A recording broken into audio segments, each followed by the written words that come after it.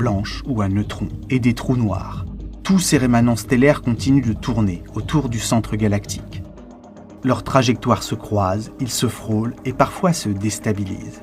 Les astres les plus légers, les planètes gelées, ayant échappé à la mort de leur étoile et qui leur tournent encore autour, vont être les premières à faire les frais de ces perturbations gravitationnelles.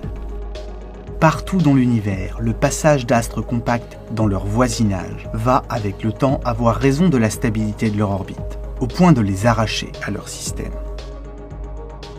Quant aux quelques planètes survivantes de ce jeu de billard cosmique, elles vont à terme voir leur orbite comme fatiguée, au point de finir par aller s'écraser sur l'étoile au centre de leur système.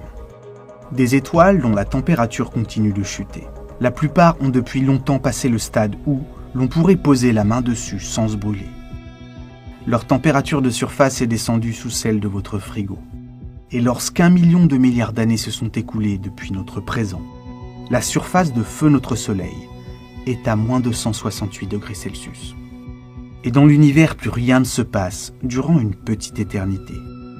Pour voir de nouveau quelque chose d'intéressant se passer, il va nous falloir avancer jusqu'à ce que l'univers soit 10 000 fois plus âgé qu'il ne l'est à ce moment.